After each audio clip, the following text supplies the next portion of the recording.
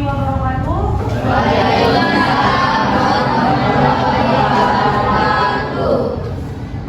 Apa kabar adik-adik sekalian? Kalau kakak tanya kayak gitu, jawabannya alhamdulillah, luar biasa, tetap semangat, Allahu Akbar. Bisa? Apa kabar adik-adik sekalian?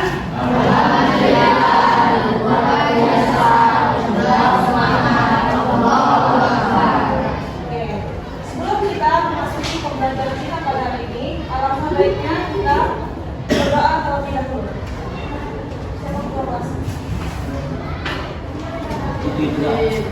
Jangan tunjuk-tunjuk. Siapa? Pimpin bang. Sebelum belajar mulai kita berdoa. Berdoa dimulai.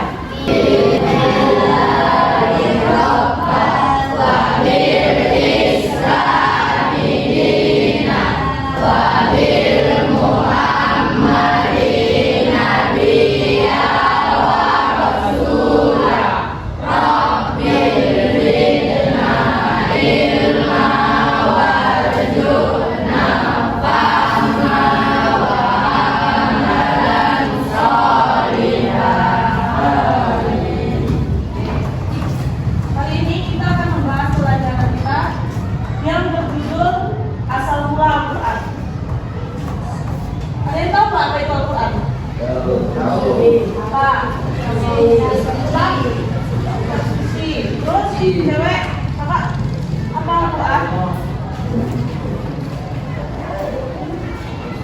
Ada yang tahu? Lain?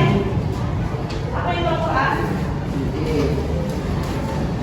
Jadi, Al-Quran adalah kitab suci umat Islam yang diturunkan oleh Allah kepada Nabi Muhammad melalui malaikat Jibril.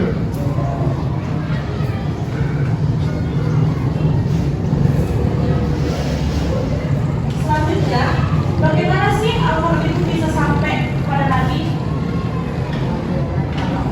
Ada tahu nggak? Jadi Allah menyampaikan wahyu kepada Nabi itu melalui perantaranya malaikat Jibril. Gimana? Gimana? Wahira, betul sekali.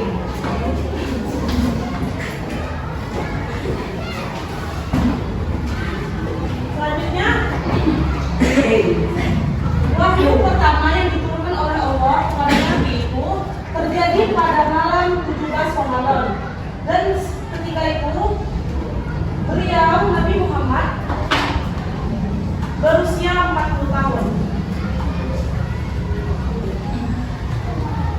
Wahyu yang pertama yang diturunkan oleh malaikat Jibril apa? Ada yang tahu nggak surah apa? Surah Al-Baqarah ayat 1 sampai 5.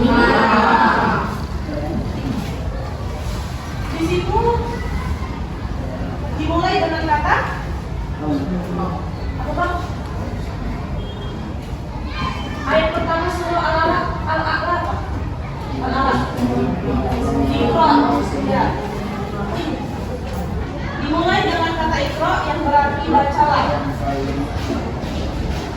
Selanjutnya, garis waktu penurunan Al-Quran itu dia nggak sekaligus, tetapi bertahap.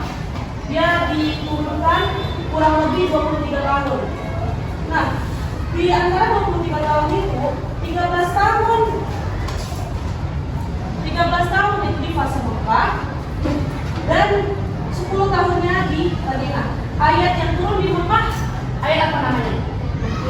Makkiyah. Betul. Yang turun di Madinah, Madaniyah. Jadi ayat-ayat yang diturunkan di kota Mekah itu lebih membahas tentang keimanan kepada Allah, hari kiamat, dan tanggal terbaik. Sedangkan ayat-ayat yang turun di kota Madinah itu lebih membahas tentang hukum Islam, ibadah, muamalah, pernikahan, dan aturan-aturan kita dalam kehidupan sehari-hari.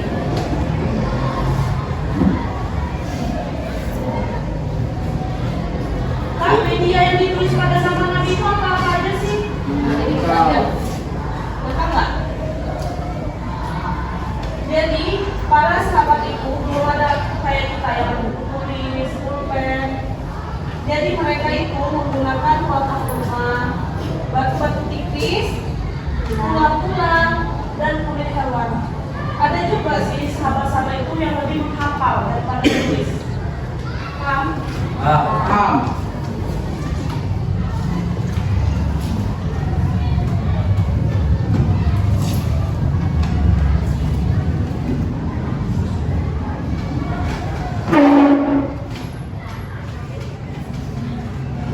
Selanjutnya pembukuan mushaf Al-Quran itu terbagi menjadi 3. Yang pertama Hasan Nabi Muhammad itu dia ditulisnya itu secara terpisah. Jadi dia berserak-serak, enggak dalam satu. Terus pada masa Abu Bakar Asy'ari, nah pada masa inilah Abu Bakar menugaskan Zaid bin Sabit untuk mengumpulkannya. Dan pada masa Utsman bin Affan dikumpulkanlah mushaf itu menjadi satu dan disebarluaskan ke berbagai wilayah Islam yang bacaannya menjadi seragam. Kan beda-beda setiap negara baca Quran itu kan. Qurannya aja beda-beda. Berbagai bacanya.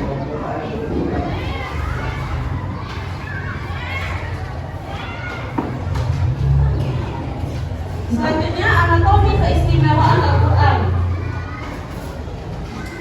Yang pertama adalah terjaganya keaslian Al-Quran, tidak mengalami perubahan sejak diturunkannya. Selanjutnya petunjuk hidup bagi seluruh umat manusia.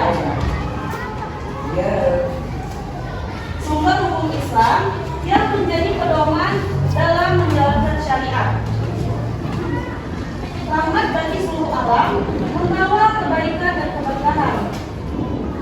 Selanjutnya memiliki keindahan bahasa yang sangat tinggi sehingga mukjizat yang tidak dapat ditandingi. Selanjutnya hikmah diturunkannya Al-Quran.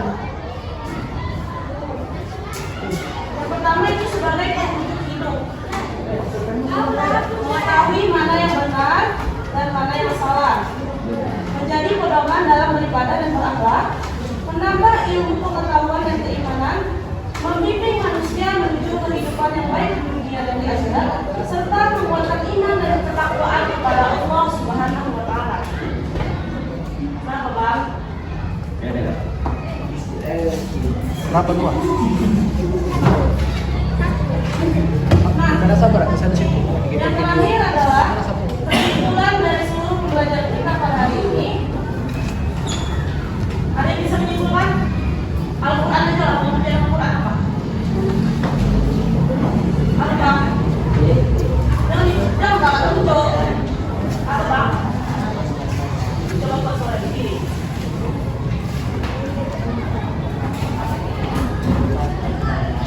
Al-Quran adalah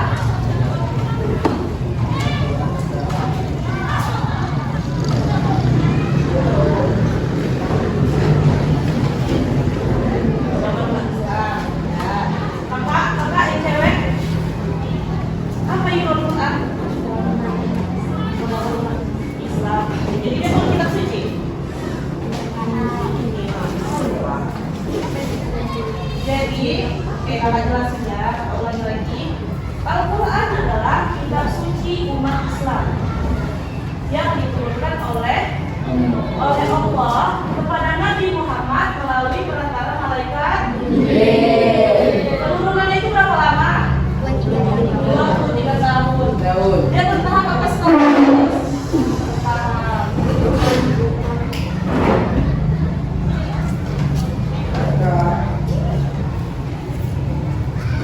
Ada yang bertanya?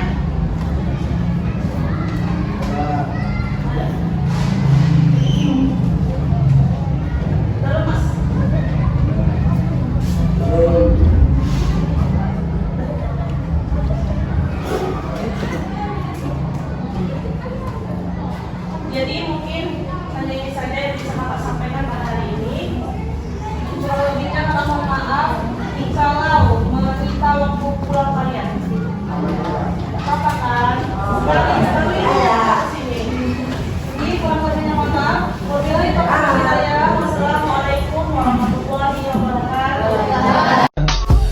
I just had to let you know you're